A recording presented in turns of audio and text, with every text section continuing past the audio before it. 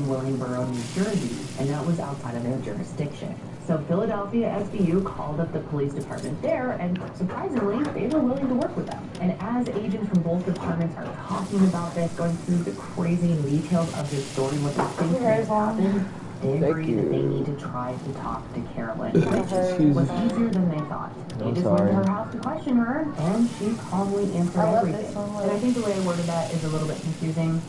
Let me clarify. She didn't confess. She just answered any questions that they had at the time, and they weren't just outright saying, like, okay, so here's the deal. We think you stole Delamar. We think your daughter, Aaliyah, is not actually who you're saying she is. Instead, they were just asking her other questions.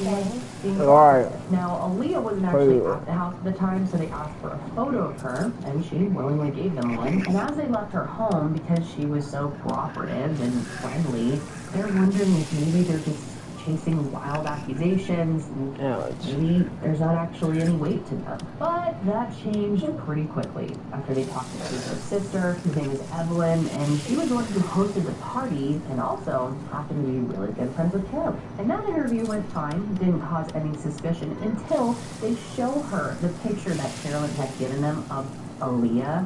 And she takes one look at it and goes, oh, no, that is absolutely not her. Now, obviously, saying that this raised a million red flags for investigators would be an understatement, because if detectives ask you for a photo of your child, what reason in the world would you have to give them a fake photo? Unless you're possibly trying to hide their identity. And this weird choice definitely made her ass seem guilty, and it actually was enough to grant a warrant. Okay, stop it, guys. So after that, and detectives would later describe Aaliyah as a sweet girl, and that they truly felt awful that all of this could ultimately lead to everything that she's ever known. See it through. So the samples were expedited at the crime lab, and before long, the shocking truth was uncovered. After all this time, Aaliyah Correa was actually Delamar Vera. This baby, now this little girl, had been presumed dead all of these years, and now they're finding out that she's actually alive. And Luz's motherly instincts were right all along. And while this was incredible news, it did come with a lot of complications. But before I get into what happened next, I want to sort of tell you about her life under Carolyn's care. Now, like I've mentioned, her name was Aaliyah back then, and she was named after the Aaliyah, if you're not familiar, 90s R&B singer who was very, very popular at the time. But anyway, Delamar / Aaliyah grew up in the small town of Willingboro, New Jersey, which is just 15 miles away from the home that she was taken from. Doesn't that just blow your mind? All of this time, Luz's daughter was just 15 miles away from her. Oh my God, it breaks my heart thinking about that.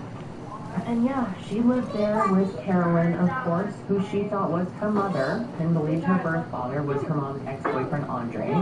Now, he was under the impression that she was pregnant while they were together. No, and shortly after they broke up, that she had just given birth to the baby at home, alone. And honestly, I guess she just didn't ask too many questions, which is totally shocking, I guess. But from what I was able to gather, he did accept her as his child, and did keep up a bit of a relationship with her, but there was definitely a disconnect between them, which is something that Delamar felt about each member of her immediate family, or who she thought was her immediate family.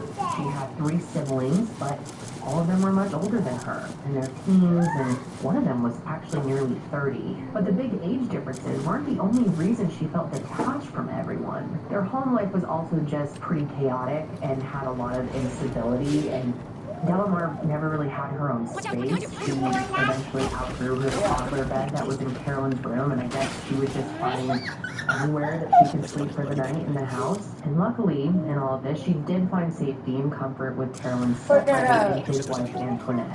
She spent a lot of time at their home and grew so close to them that she even started calling her Aunt Mom and just called Carolyn. Now, what's interesting is Carolyn was related to the marriage who married, so her stepmother was older biological cousin. So this means that Delamar did actually share DNA with the man that she thought was her father. And it's really interesting to me that she was able to find this connection and sort of solace with people that she was actually related to, which kind of speaks to how strong biological ties can actually be. So I'm so happy that she was able to really lean on and support them and spend so much time with them, because Carolyn was a very intense person to spend time around. Delmar said that when she presented at the showing, she had this look about her, being very cool. She would hit her, sometimes it was and Delmar felt like she had to constantly walk on eggshells in their home. And at some point in her life, Carolyn had started seeing a guy who was also pretty vicious, and Delmar has never publicly said his name or outed who he is, but she said that she was very terrified of him and that he would hit her. So home life was incredibly toxic and scary and dangerous, but on top of that, she was also really being neglected. She said that she remembered always feeling hungry, and at one point she even had to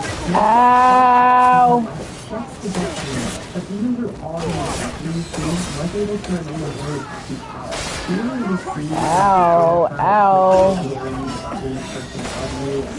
I guess she made friends at school easily, which I'm so glad to hear. She loved her stories so much so that she was put up for acting and modeling good.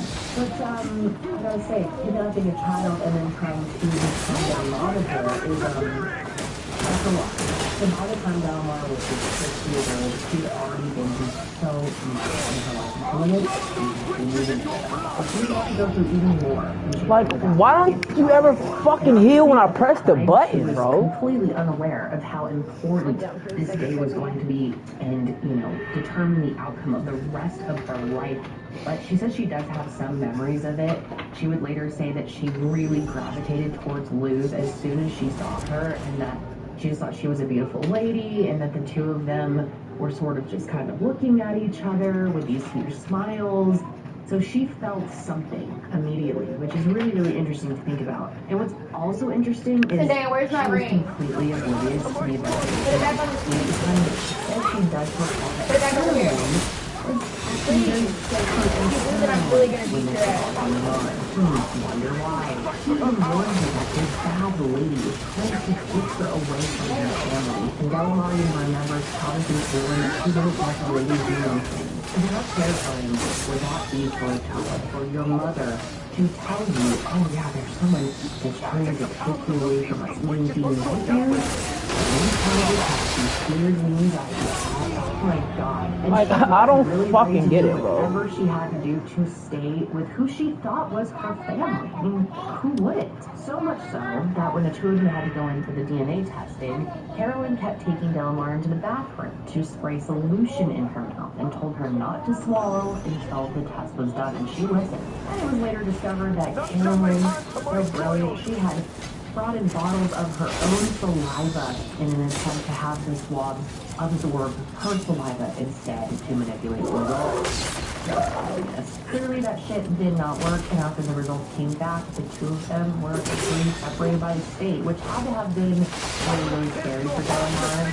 Totally did not understand what was happening. And the arrest warrant, of course, was filed for Carolyn on suspicion of arson, and nothing was fully aware of the child. A big shocker here, but when police went to her house director, she had already had Carolyn out of there and left her other children behind. And of course, when people in the news hear about this, they are terrified because she had already put their lives at risk before. Who knows what this woman is capable of doing and what she's going to try to do next. But they knew that at this point they had to just put those fears aside and just focus on reuniting with their daughter. Now, at this point, Delmar was put under the care of the state of New Jersey and placed in a foster home. She later described this time as being very confusing because not only was she taken away from the only life she had ever known, but no one was telling her why or what was going on or what was going to happen next. And it's just heartbreaking to think of any child being put into this position, but luckily it did not last for long. Just a few days later, after the DNA results came back,